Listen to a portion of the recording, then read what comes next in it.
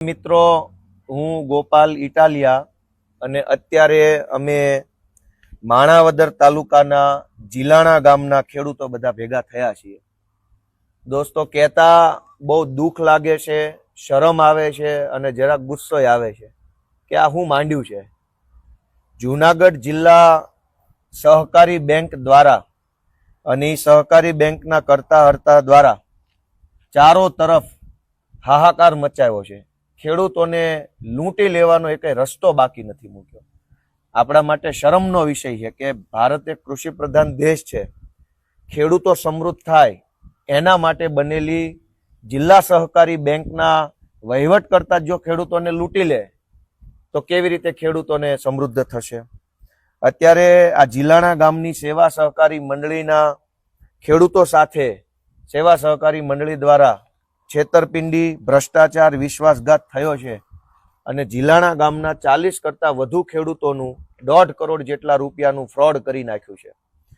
Fraud એવી રીતે થયું છે કે વિપુલભાઈ છગનભાઈ મેંદપરા, મનસુખભાઈ લાલજીભાઈ ગોઠી, નારણભાઈ વાલજીભાઈ કાથરોટિયા, હસમુખભાઈ દિનકરભાઈ કાથરોટિયા, છગનભાઈ મેંદપરા, અરજણભાઈ હિંસુ, એ સિવાય બીજા 40 જેટલા ખેડૂતો છે. આ 40 જેટલા ખેડૂતોએ સેવા સહકારી મંડળી જીલાણા પાસેથી જે રકમનું ધિરાણ મેળવ્યું હતું એ ધિરાણ પાછું જમા કરાવવા માટે થઈ એમણે ચેક આપ્યો. ઘણા ખેડૂતો એટલા ભોળા હોય છે કે રોકડા આપે છે. રોકડા તો ઘણી વખત વાપરી જાય છે મંત્રી અથવા વહીવટકર્તાઓ. આ તો ચેક વાપરી ગયા. તો આ બધા 40 ખેડૂતોએ પોતે લીધેલું ધિરાણ પાછું આપવા માટે મંડળીમાં ચેક આપ્યો. આ ચેક મંત્રી અને પ્રમુખ બે ભેગા મળીને વટાવી નાખ્યો. 1.5 કરોડ રૂપિયા ઉપાડીને વાપરીને મજા કરી નાખી. હવે જુનાગઢ જિલ્લા સહકારી બેંક જે છે એ જિલ્લા સહકારી બેંક દ્વારા નોટિસ મૂકીને હેરાનગતિ કરી અને ખેડૂતોને દમદાટી કરવામાં આવે છે કે આ પૈસા તમારે ભરવા પડશે. ખેડૂતોએ તો ચેક આપ્યો, એ ચેક મંડળીનો મંત્રી અને મંડળીના પ્રમુખ મળીને વાપરી ગયા. હવે થયું શું છે કે આ મંડળીના મંત્રી જમનાદાસ નાથાભાઈ મેંદપરા છે, મેંદપરા ગામના વ્યક્તિ છે, એ મંત્રી છે. આ મંત્રીએ પૈસા વાપરી નાખ્યા ને આ મંત્રીને કિરીટ પટેલ બચાવે છે. કિરીટ પટેલ જુનાગઢ જિલ્લા સહકારી બેંકના ચેરમેન છે. હકીકતમાં તો કિરીટ પટેલની ફરજ એ હતી કે ખેડૂત આરે ક્યાંય પણ ખોટું થાય તો ઓલી સરકારી જુનાગઢ જિલ્લા સહકારી બેંકના પૈસે ખરીદેલી ફોર્ચ્યુનર લઈને ફટાફટ પહોંચી જવું જોઈએ અને જિલ્લા સહકારી બેંકના ખર્ચે ફોર્ચ્યુનર લઈ જિલ્લાના જવું જોઈએ. ખેડૂતોની વાત કિરીટ પટેલે સાંભળવી જોઈએ અને આ મંત્રીને જેલમાં પૂરવો જોઈએ. એના બદલે ખેડૂતોનું 1.5 કરોડનું કરી નાખનાર કૌભાંડીને આ જુનાગઢ જિલ્લા સહકારી બેંકના કિરીટ પટેલ છાવરે છે આડકતરી રીતે. FIR નથી થતી. ખેડૂતના પૈસા 1.5 કરોડનું બૂચ એક મંડળીના મંત્રીએ મારી દીધું. દોસ્તો, આની ફરિયાદ ક્યાં કરવી? હવે તમે વિચારો કે આ બધી અરજી આજે અમે બધા મળ્યા છીએ કે મારી એક તો ગુજરાતના જુનાગઢના બધા ખેડૂતોને વિનંતી, કેમ કે આ કિરીટ પટેલે દાટ વાળ્યો છે જુનાગઢ જિલ્લાનો અને હવે આ લડાઈ આર પારની કરવી પડે એમ છે. એટલે હું તો જુનાગઢ જિલ્લામાં એક જગ્યાએ નહીં, આ કિરીટ પટેલ જ્યારથી ચેરમેન બન્યા ત્યારથી તમામ તાલુકામાં કરોડોનો કૌભાંડ આણે કરી નાખ્યો છે અને બધા ખેડૂતોને દબાવવાના. કિરીટના પાગ્યા છે એ દાદાગીરી કરી જાય, પોલીસ વાળા દાદાગીરી કરી જાય, માથાભારે માણસો ખેડૂતને દબે. મંડળીનો મંત્રી આવીને એમ કહી જાય કે થાઈ કરી લેજો, જાઓ, જ્યાં જવું હોય જ્યાં જવું હોય ના જાઓ. આવું બોલે ત્યારે એને ખબર હોય ઓલો બચાવી લે, ઉપર બેઠો છે. એટલે હું આજે બધા કેટલા તાલુકામાં કરોડોનું કૌભાંડ કિરીટ પટેલે કરી નાખ્યું. તો મેંદરડા, માણાવદર, વંથલી, કેશોદ, ગીર ગઢડા, તાલાળા, વિસાવદર, ભેસાણ અને જે કઈ બીજો તાલુકો બાકી રહી ગયો આ બધા તાલુકાના ખેડૂતો સાથે કરોડો રૂપિયાનો ફ્રોડ, છેતરપિંડી, ભ્રષ્ટાચાર, કૌભાંડ કિરીટ પટેલના કાર્યકાળમાં જુનાગઢ જિલ્લા સહકારી બેંકમાં થયું છે. અને એટલે હું હવે એક ધરતીપુત્ર તરીકે, ખેડૂતના દીકરા તરીકે, આ કાઠિયાવાડના દીકરા તરીકે આ તમામ તાલુકાના ખેડૂતોને વિનંતી કરું છું, ડર્યા વગર સામે આવો, અમને બધી રજૂઆત કરો. અમારા આગેવાન ભાઈ શ્રી રાજુભાઈ બોરખતરિયા છે.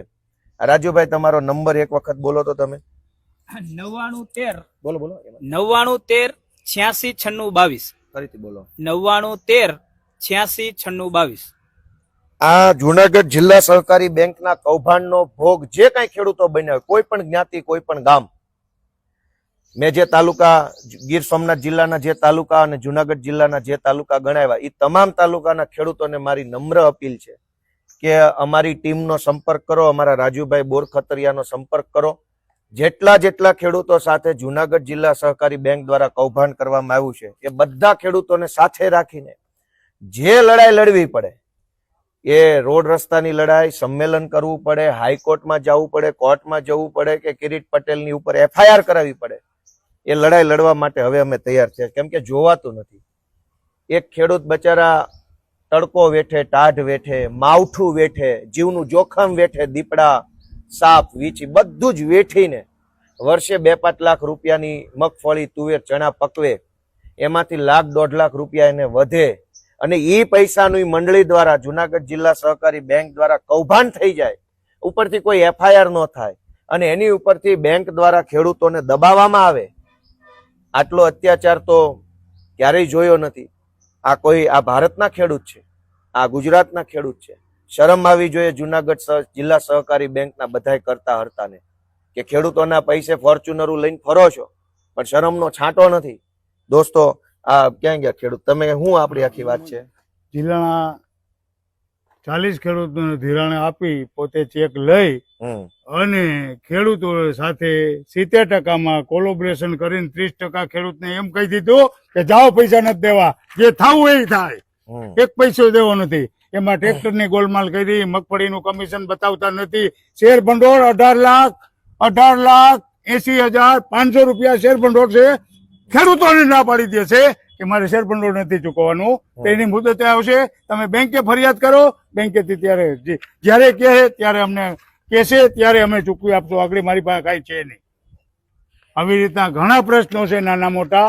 અને આ વરાળું પેટમાં લાગી છે, અત્યારે પાણી વારતા આ સાહેબ પાસે અમારે મળવા આવવું પડ્યું, આવી રીતે કરવું પડ્યું. એક કોઈ ક્યાંય ટાઈમ નથી, છતાં પણ અમને એવું થયું કે અમે કંઈક રજૂઆત કરીએ અને આનો નિકાલ આવે. બાકી નાના મોટા પ્રશ્નો માણાવદર આવીએ કે જુનાગઢ આવીએ, કેસી પટેલ ત્યાંથી અમને હાલતા કરી દીધા છે. અમે 5 વખત ગયા, 5 જણાને એને અમને રોટલા ખવડાવ્યા, મીઠું આશ્વાસન આપી અને એમ કીધું કે જાઓ તમારું કાર્ય થઈ જાય. એક પ્રકારનું પગલું ભરાણું નથી. બહુ અત્યંત દુઃખની વાત છે કે ખેડૂતનું કોણ અત્યારે? આ તો હવે માણસો અમારી જોગે કુદરતી મળી ગયા, રજૂઆત કરી એટલે એમને થઈ ગયું કે અમને આમાં સંતોષ થાય એટલે ગોપાલભાઈને અમે વાત કરી અને આનો નિકાલ જલ્દી અમારે મેળવવો છે. જે કહે જ્યારે કહે ત્યારે અમે એની સાથે રહેવાના અને બહોળી સંખ્યામાં પૂરેપૂરો ટેકો આપશું. દોસ્તો, વંથલી, માણાવદર, મેંદડા, ગીરગઢડા, તાલાળા, કેશોદ બધા ખેડૂતોને વિનંતી છે કે રાજુભાઈ જે નંબર આપ્યો અને બીજા વિનંતી છે કે માત્ર ખેડૂતો જ ફોન કરે, પછી અમદાવાદ, રાજકોટ વાળા વિડીયો જોઈને ફોન મહેરબાની કરીને હમણાં ન કરતા, ઘણું બીજું કામ છે. ફરીથી રાજુભાઈ એકવાર નંબર બોલી જાવ તો. 9913869622. તમે કઈક કયો, હવે હું કહેવાનું?